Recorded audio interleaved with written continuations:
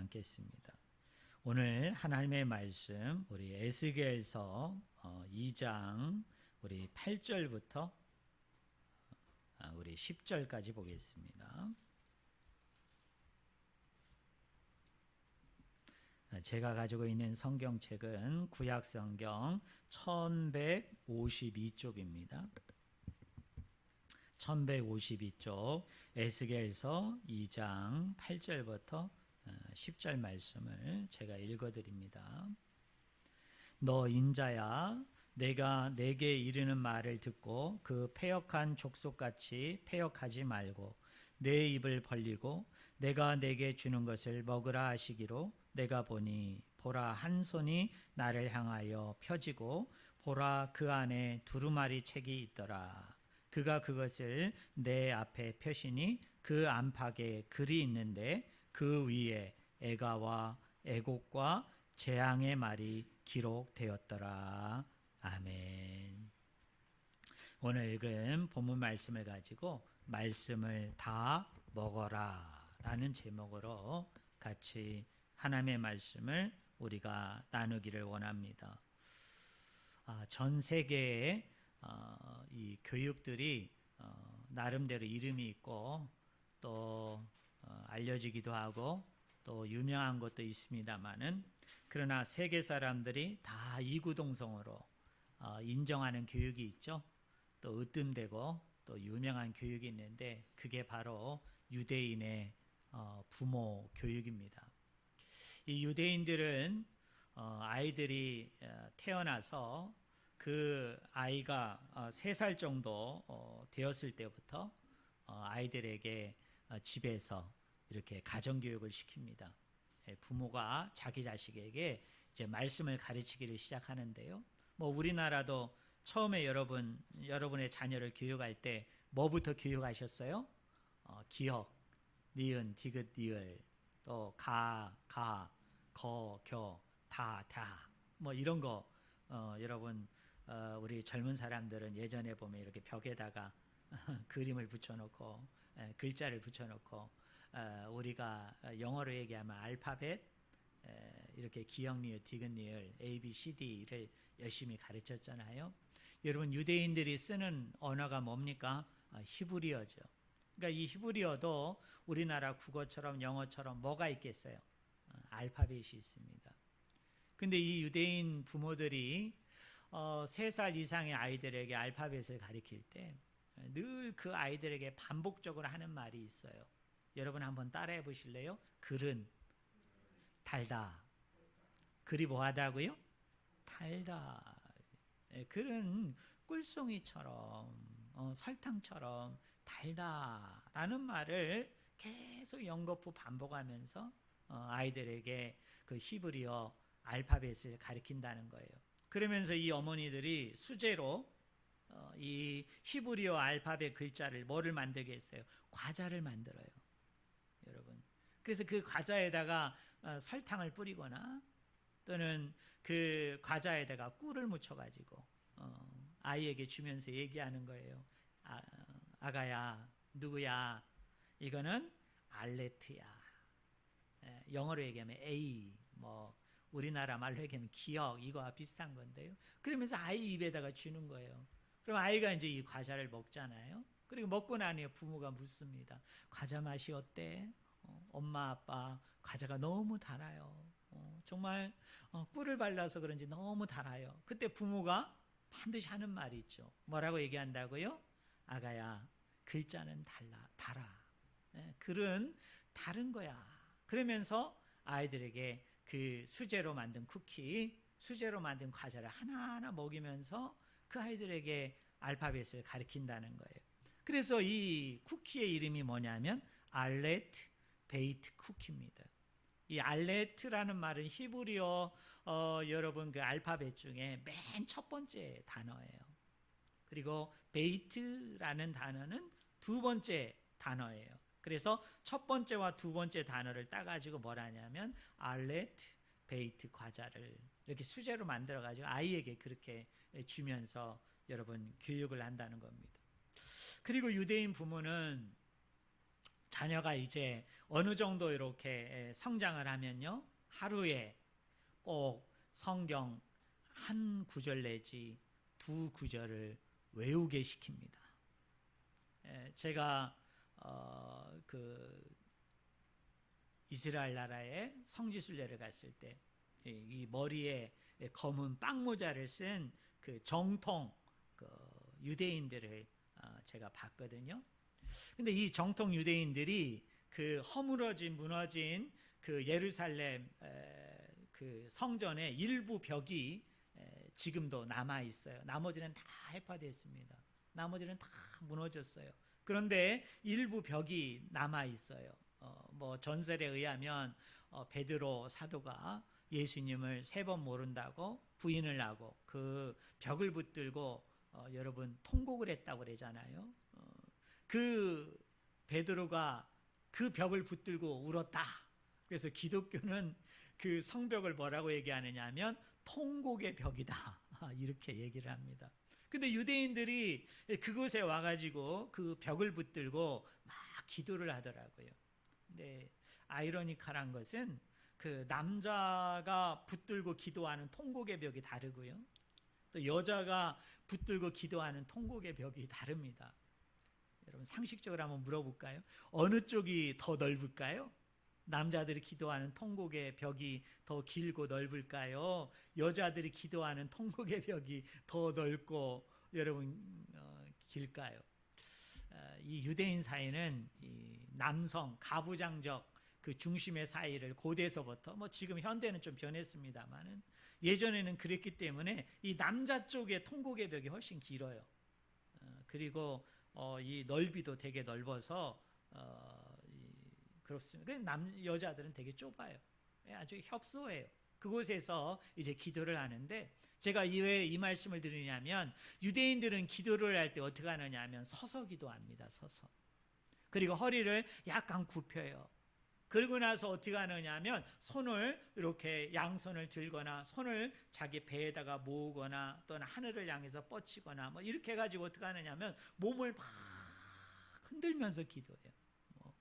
뭐 제가 히브리어를 잘 몰라가지고 뭐라고 기도하는지는 모르겠는데 하여튼 뭐 히브리어를 가지고 뭐라고 중얼중얼 하면서 막 흔들고 기도해요. 어떤 사람은 그 통곡의 벽 예루살렘 성벽에다 손을 얹고서 막 몸을 흔들면서 막 기도합니다. 근데요, 이 몸을 흔드는 게 이 유대인들의 교육의 현장에 가보면 저는 가보진 않았습니다만 이 유대인들이 이 뭔가를 익히려고 할 때, 뭔가를 외우려고 할 때 그 사람들이 그렇게 몸을 흔든다고 그래요. 그러니까 하루에 유대인 부모가 아이들에게 성경 한두 구절을 외우라고 했을 때 이 아이들이 그 성경을 외울 때 어떻게 하느냐, 몸을 흔들어 가면서 그 성경을 계속 암송한다고 그래요. 그러니까 뭐로 익히는 교육입니까? 머리로 익히는 교육이 아니에요.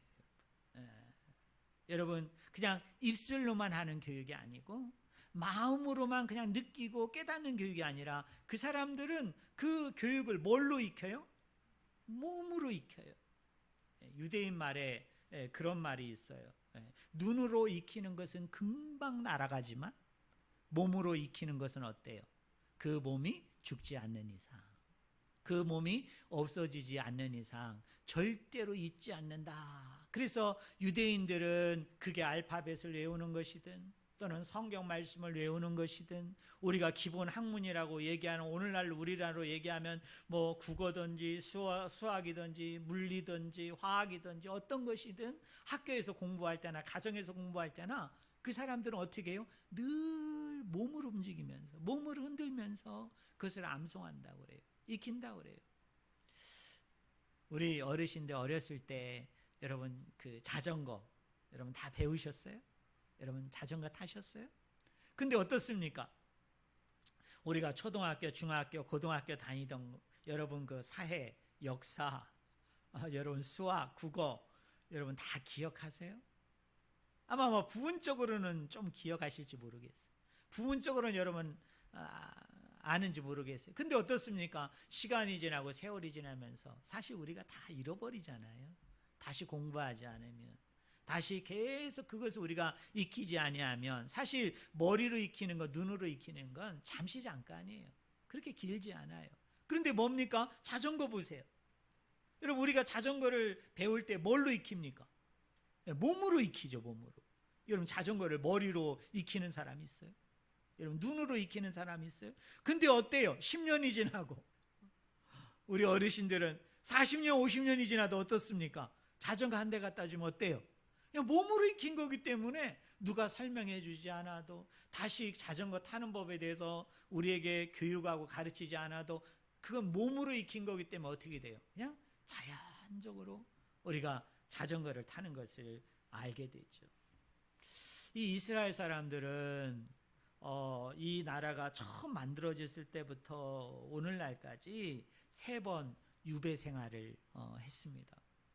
우리가 너무나 잘 아는 것처럼 모세 시대에 그 사람들이 어디로 유배 생활을 떠나요?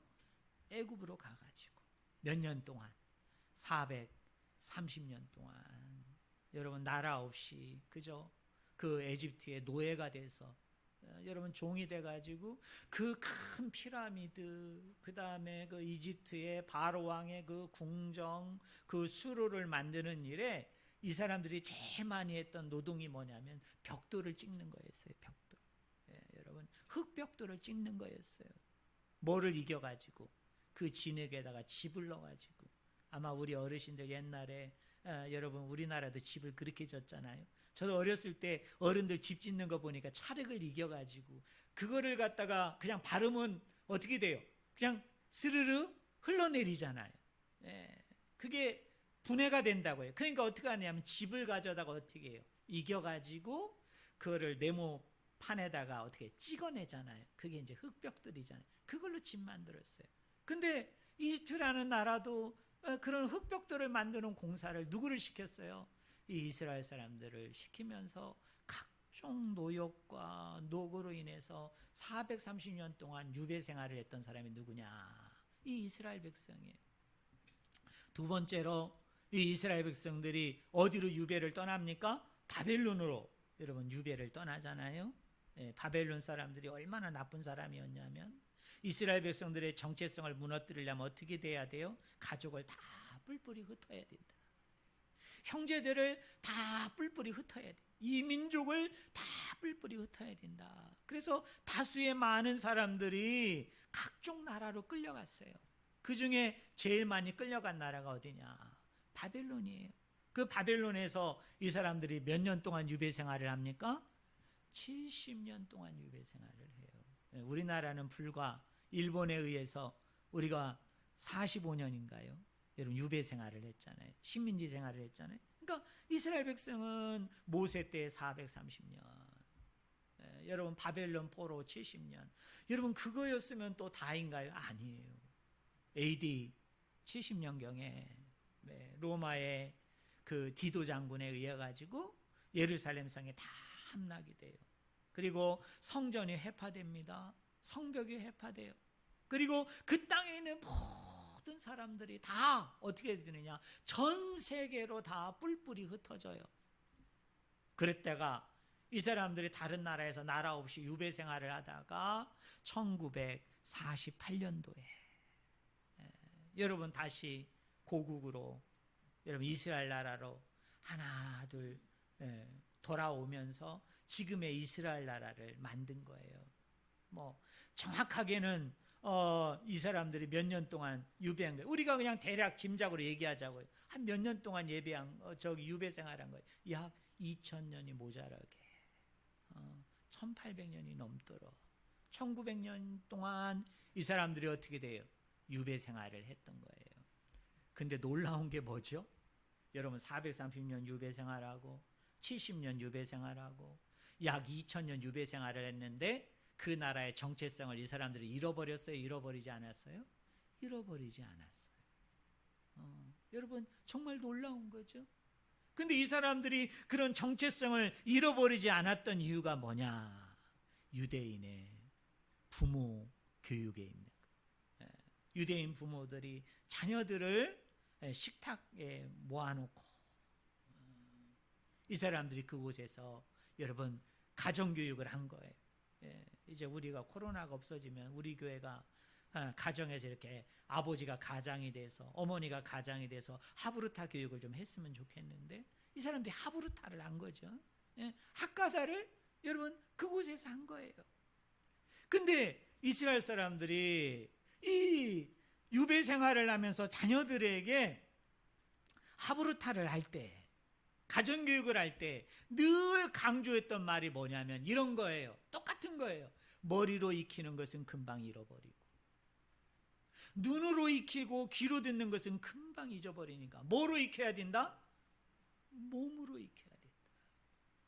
그래서 유대인들은 진짜 그렇게 얘기했다고 그래요. 저 세상에 있는 많은 사람들이 뭐예요? 우리의 집을 빼앗고 우리의 예배 성전을 빼앗고 우리의 재산을 다 빼앗고 우리가 가진 모든 것을 다 몰수할지라도 뭐만큼은 뺏을 수 없어요. 내 몸은 뺏을 수 없잖아요.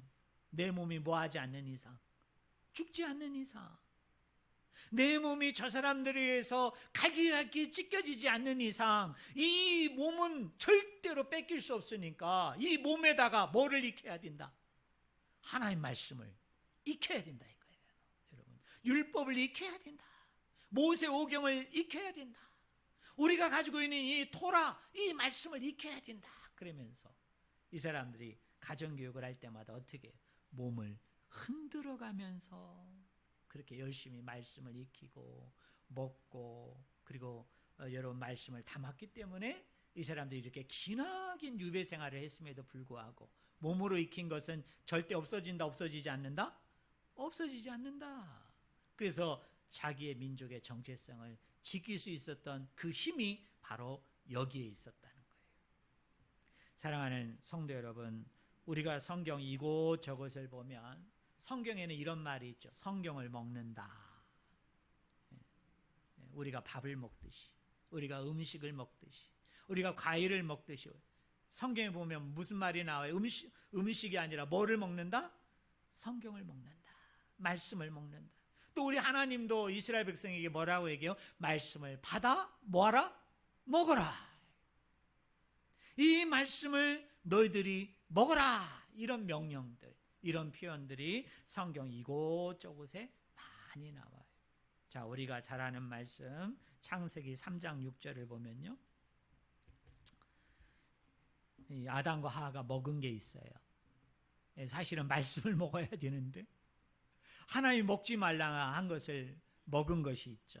제가 한번 읽어드리겠습니다. 여자가 그 나무를 본즉 먹음직도 하고 보암직도 하고 지혜롭게 할 만큼 탐스럽기도 한 나무인지라.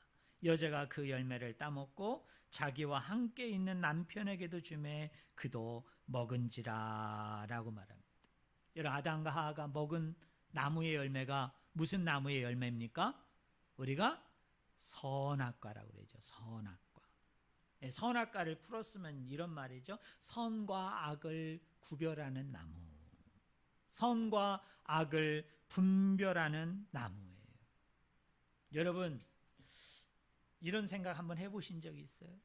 왜 하나님께서 이 에덴 동산에다가 왜 선악과는 만들어가지고, 아니 그 선악과를 안 만들었으면은 여러분 그 선악과를 따먹을 일도 없었을 거고, 또 아담과 하와가 그 선악과를 따먹지 않았으면 오늘 우리 인류에게 이런 결핍을 통한 고난과 고통과 아픔과 죽음이 없을 텐데, 우리 하나님 잔인하다.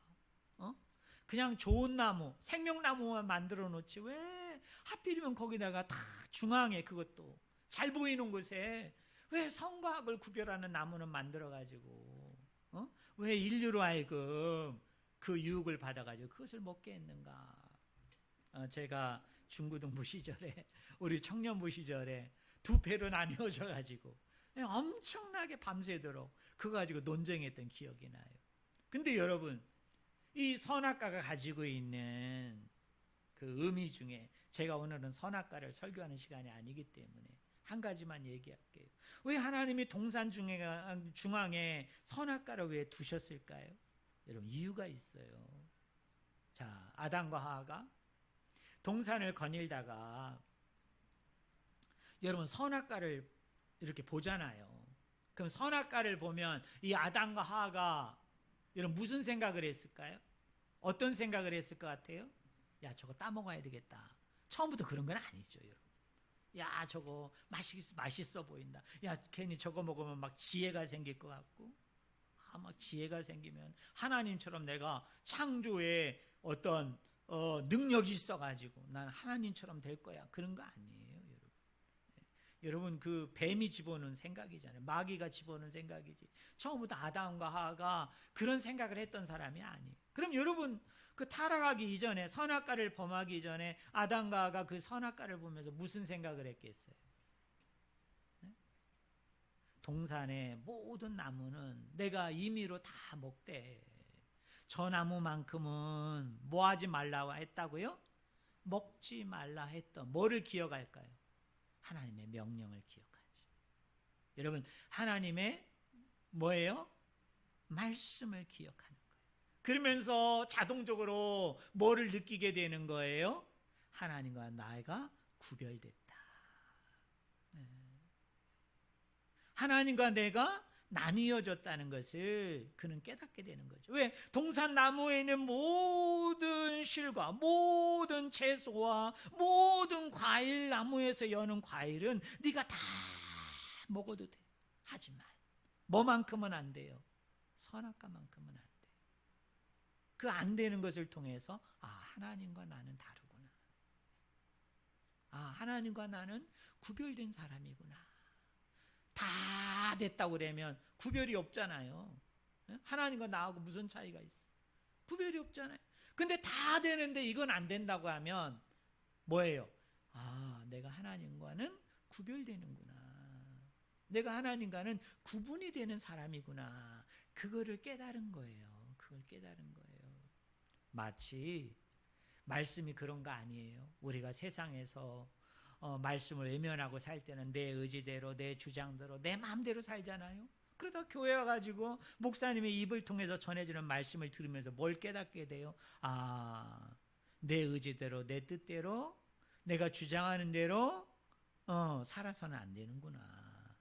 그것도 있지만 하나님의 뜻을 우선해 둬야 되는 거구나. 그러면서 뭘 생각해? 하나님의 말씀을 떠올리고 하나님을 생각하게 되면서 하나님과 나의 뭔가 구별, 하나님과 나의 뭔가 구분을 생각하는 거죠. 그게 선악과의 의미예요. 그래서 하나님이 그 선악과를 동산 중앙에 두신 이유 중에 여러 가지 이유가 있지만 제가 오늘 여러분에게 딱 한 가지를 얘기한 거예요. 자, 여러분, 제가 한번 여러분에게 질문해 봅시다.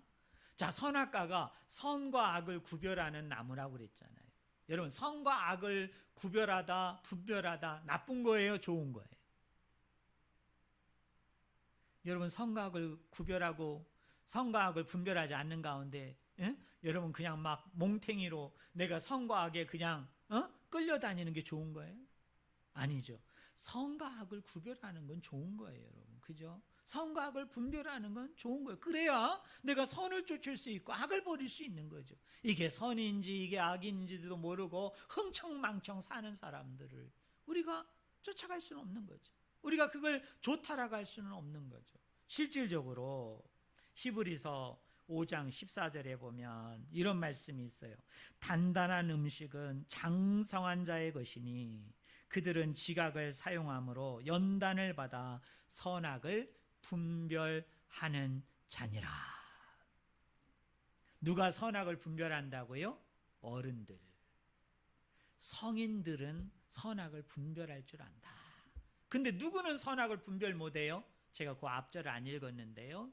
어린아이와 같은 사람들. 쉽게 얘기하면 갓난아기, 이제 막 태어나서 이제 아장아장 걷는 이 아이들이 선을 알겠어요? 악을 알겠어요? 이게 맞는지 이게 틀리는지 어떻게 알아요? 모르죠. 그런데 누구는 알아요? 성인들은 알죠. 그죠? 여러분, 어른 된 사람들은 알잖아요. 이게 잘못된 건지 이게 좋은 건지 알잖아요. 근데 우리의 잘못은 뭐죠?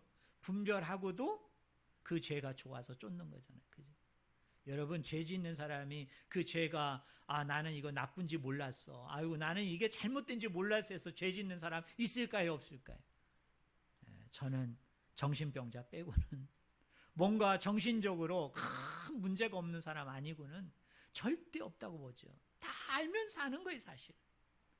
그게 가져다주는 그 달콤함이 좋아서, 그게 가져다주는 그 잠시 잠깐의 쾌락이 좋아서 사람들이 그게 잘못되고 사람들이 그게 하나님이 싫어하는 걸 알면서도 우리가 하는 거죠.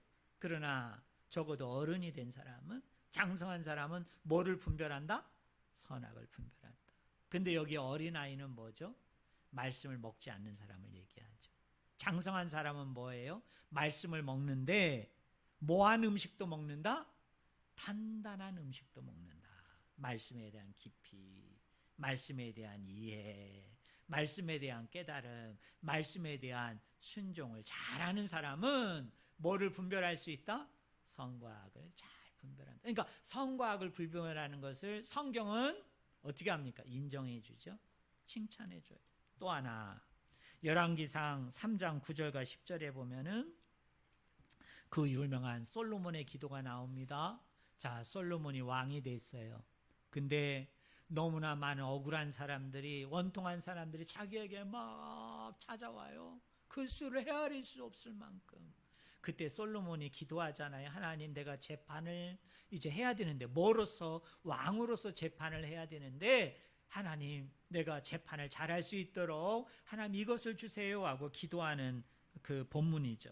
열왕기상 3장 9절 10절에 보니까 이렇게 얘기합니다. 듣는 마음을 종에게 주사 주의 백성을 재판하여 선악을 분별하게 하옵소서라고 얘기해요. 여러분, 솔로몬의 기도가 뭐예요? 듣는 마음을 주시옵소서. 예전에는 그걸 뭐라고 번역했어요? 지혜라고 그랬죠. 지혜. 지혜를 주시옵소서. 근데 그 지혜라는 말이 히브리어 원문을 보니까 이번에 개역개정이 잘 번역한 거예요. 무슨 마음? 듣는 마음을 주시옵소서. 여러분, 오늘 우리 대통령에게 가장 필요한 그 지도의 자질이 뭐예요? 여러분, 재판을 하는 재판관들에게 가장 필요한 자질이 뭘까요? 백성들의 마음을 읽어주는 거죠. 그죠? 여러분, 정치를 하더라도 백성들의 마음을 읽고 정치를 하면 그 정치가 어때요? 선하죠? 근데 백성의 소리는 관심이 없고, 자기 주장대로, 자기 욕심대로 탐욕을 부려가지고 정치를 하면 나중에 패가 망신하는 거예요. 그러니까 솔로몬이 그걸 아는 거예요. 하나님, 듣는 마음을 주세요. 근데 그 듣는 마음이 뭡니까? 왜 듣는 마음을 달라고요? 선과 악을 잘 분별하기를 원합니다. 솔로몬이 그걸 기도했다. 그랬더니 하나님이 어떻게 하세요? 그 기도를 너무 하나님이 좋아하는 거예요. 왜? 네가 부를 구하지도 않고, 네가 영화를 구하지도 않고, 네가 권력과 힘을 구하지도 않고, 네가 뭘 구했어요? 듣는 마음, 선과 악을 잘 분별하는 지혜를 구했어요. 하나님이 너무 좋아서, 여러분 그 뒤에 여러분 집에 가서 한번 읽어봐요. 하나님 뭐라고 그래요? 내가 이 모든 것도 너에게 뭐하리라? 선물로 주리라. 은혜로 주리라. 그러니까 우리 하나님은 선과 악을 분별하는 것을 나쁘게 봐요? 좋게 봐요? 아주 좋게 보십니다. 아주 흡족해 하는 거예요. 그러면 아담과 하와가 왜 이 선악과를 범한 거예요? 선과 악을 구별하는, 분별하는 나무인데 왜 그 나무 실과를 먹은 게 잘못일까요? 이유가 있어요. 그 이유가 무엇입니까? 아까 제가 3장 6절에 그들이 그 선악과를 보면서 이렇게 얘기했잖아요. 먹음직도 하고 보암직도 하고, 마지막이 뭐죠? 지혜롭게 할 만큼 탐스럽게 보였다. 여기서 뭐가 나와요? 지혜가 나와요. 지혜. 여러분, 아담이 그 선악과를 범한 이유는요, 난 선과 악을 분별하는 듣는 마음을 가져야 되겠다. 나는 선과 악을 구별하는 지혜가 필요하다. 거기에서부터 동기가 일어난 게 아니에요. 거기서부터 마음이 움직인 게 아니라 그 선악과를 보는 순간에 그 선악과를 통해서 뭐를 얻으려고 한 거죠? 지혜를 얻으려고 한 거예요. 지혜를 얻으려고 한 게 잘못인 거예요. 여러분, 잠언 9장 10절에 보니까 지혜의 근본은 뭐다? 여호와를 경외하는 것이다. 여호와를 두려워하고 여호와를 앙망하고 여호와를 사랑하는 것이 그게 뭐다? 지혜다. 그렇게 얘기합니다. 사랑하는 성도 여러분, 우리 하나님의 백성은요, 세상 사람들이 다 옳다고 여기고 세상 사람들이 다 그것은 지혜롭다고 여기는 그 길을 따라가는 게 지혜가 아니에요. 또 세상에 있는 어떤 것을 주는 것을 그 받아야만이, 그게 돈이든 그게 건강이든 그게 어떤 명성이든 그게 어떤 세상적인 권력이든 그걸 가지는 것이, 그걸 많이 소유하는 것이 지혜라고 여겨가지고 그것을 소유하는 것을 성경은 지혜라고 얘기하지 않아요. 지혜는 하나님을 경외함으로 받는 거예요. 어떤 의미에서 세상이 지혜롭다고 우리에게 얘기하는 것들을 먹지 않는 게 지혜예요. 그죠? 그걸 거부하는 게 지혜예요. 거기에 내가 연착하지 않는 게 지혜예요. 내가 그것을 탐닉하지 않는 것이 뭐예요? 지혜인 거예요. 아담의 타락과 하와의 타락은 바로 거기에서부터 비롯된 거예요. 지혜의 근원이 되시는, 지혜의 근본이 되시는 하나님을 외면한 거죠. 그러다 보니 그 선악과를 따먹으면 정령 죽으리라는 뭐까지도, 말씀까지도 먹으려 하지 않은 거죠. 그것을 선택하지 않은 거예요. 그것을 받아들이려 하지 않은 거예요. 이 에스겔서를 보면요, 에스겔서에 90번 넘게 쓰이는 단어가 있어요. 그 단어가 뭐냐면 인자라는 단어예요. 인자. 이 인자라는 단어가 히브리어로 무슨 단어냐면 벤 아담이에요. 벤 아담. 왜 에스겔 선지자가 이 벤 아담이라는 말을 90번이나 넘게 여러분 사용했을까요?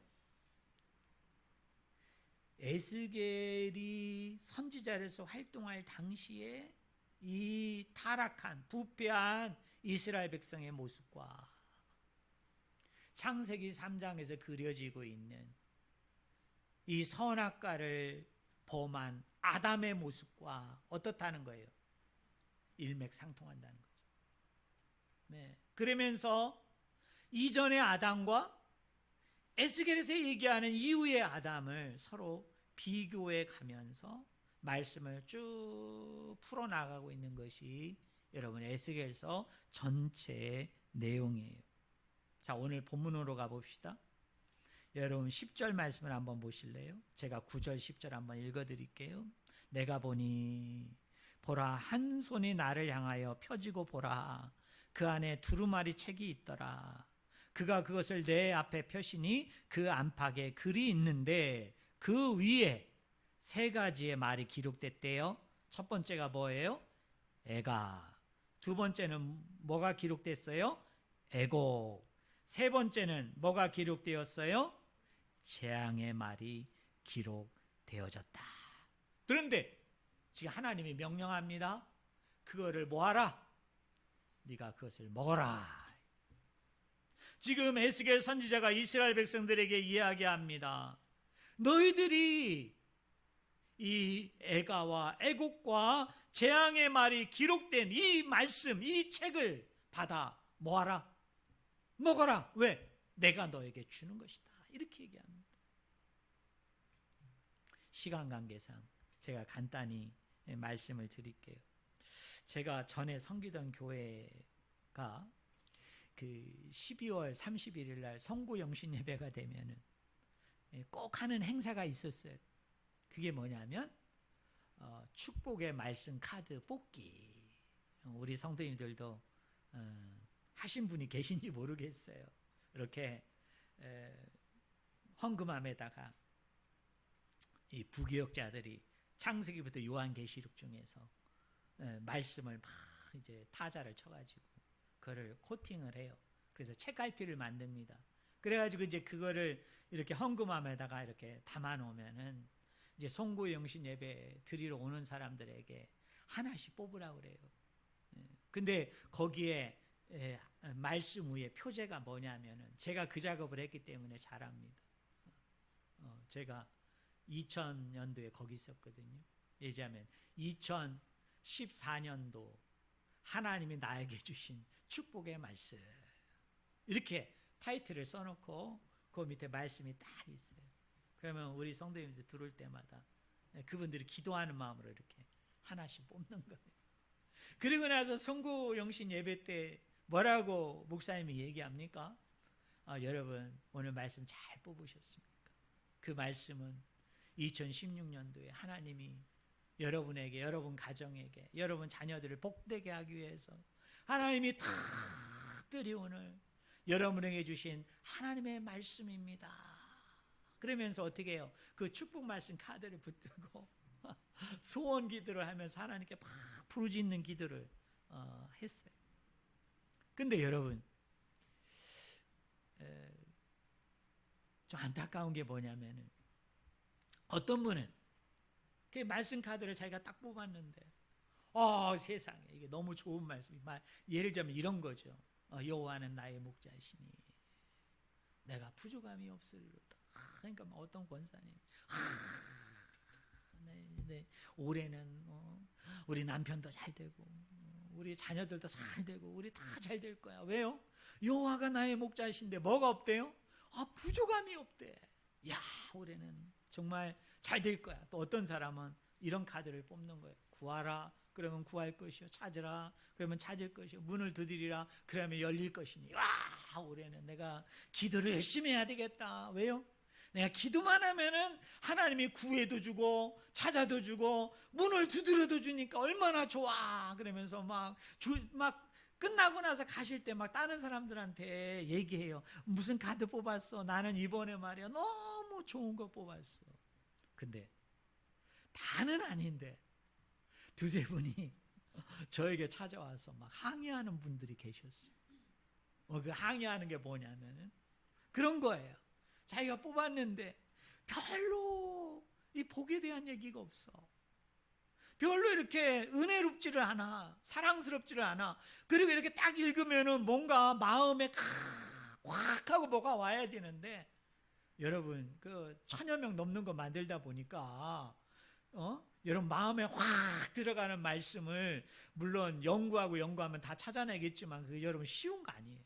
그러다 보니까 어떤 말씀은 좀 이해하기 힘들고 어렵고, 좀 어떤 거는 또 그런 거 있죠. 준다는 말보다도 뭐 하라, 뭐 순종하라, 뭐 더 해야 된다, 더 어떻게 해라, 이런 말씀 뽑은 사람은 어때요? 옆에 있는 사람은 복 받는 말씀 뽑아가지고 막 좋아하는데 자기는 보니까 복 받으란 말은 없고 자꾸 뭐 하라, 뭐 해라, 뭐 해라 이런 것만 있는 거예요. 그래가지고 막 제 손을 꼬집어 가면서 목사님 왜 이런 말씀을 넣어가지고 내가 16년도에 그래 나보고 더 충성하라고, 나보고 더 복종하라고, 나보고 더 헌신하라고 나 미워서 그 말씀 넣었지? 그러면서 막 저를 괴롭히는 거예요. 제가 그거 끝나면은 꼭 두세 사람 시험 든 사람을 신방 가가지고 제가 그 마음 만져주느냐고, 그래서 또 축복의 말씀 몇 개 더 준비해가지고 그럼 이 중에 하나 뽑으라고, 그리고 제가 기도해주고 뽑으라고 그래가지고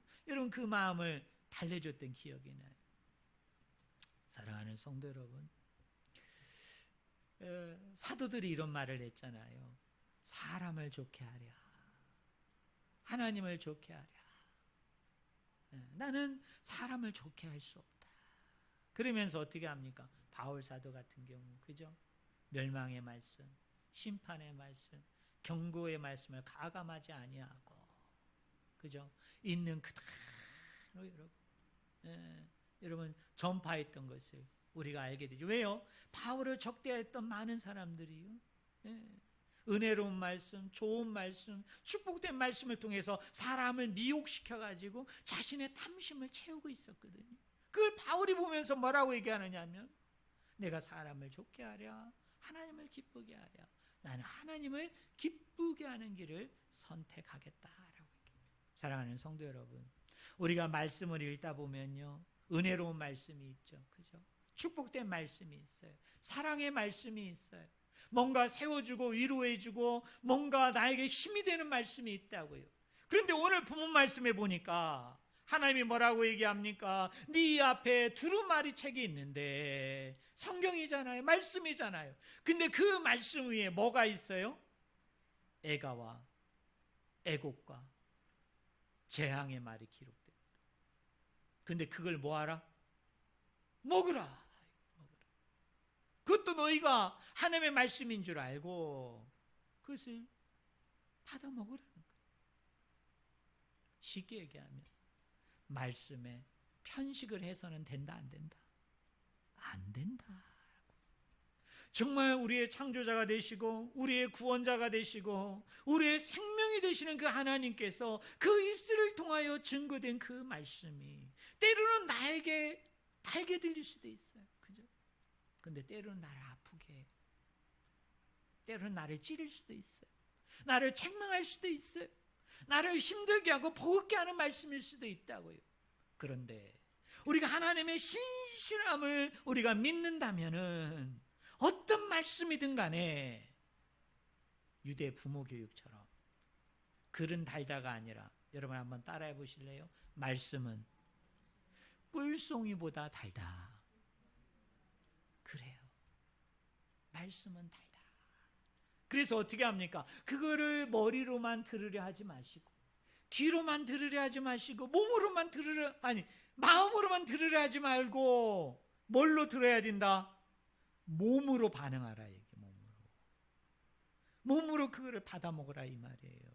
왜요? 이건 잊어지지 않는 거니까. 그래서 한자 용어로 이건 뭐냐면 체득된 말씀이라고 그러잖아요. 체득된, 몸으로 익혀진 말씀. 그건 뭡니까? 그저 듣는 거로만 만족하는 게 아니라 반응하고 순종하고 복종함을 통해서 그 말씀의 흔적, 그 말씀의 그 내용을 내 몸에 채우는 거죠. 내 몸에 각인시키는 거예요. 그리스도의 그 흔적, 그리스도의 표적을 말씀 가운데 내 안에 가지는 거예요. 그래야만이 내 영혼이 회복될 수 있어요. 내 육체가 회복이 되고 내가 건강한 영혼이 될 수 있어요. 왜요? 늘 좋은 말씀, 늘 감사한 말씀, 은혜로운 말씀만 쫓는 사람은 어려움이 오고 시험이 오고 고난이 오고 힘든 상황에 내어 몰릴 때 하나님을 등져요. 하나님을 원망합니다. 하나님 이렇게 말씀하시더니 왜 나에게 이러세요 하면서 어떻게 돼요? 그래서 우리가 힘들어하고 버거워할 수 있어요. 그러나 편식하지 아니하고 이 두 가지의 말씀을 늘 몸에 지닌 사람은 여호와께서 나에게 무엇을 명령하고 무엇을 나에게 순종하게 하든 간에 지금은 당장 힘들고 지금 당장은 어렵지만은 신실하신 하나님께서 순종하고 복종함으로 나아갈 때 반드시 여호와 일에 더 좋은 것으로 예비하고 준비하는 것임을 내가 믿고, 이런 편식하지 마시고 오늘 설교 제목처럼 뭡니까? 말씀을 다 먹어 누리는 저와 여러분이 되기를 주의 이름으로 간절히 축원을 드립니다. 기도합니다. 하나님 아버지, 은혜와 사랑을 감사합니다.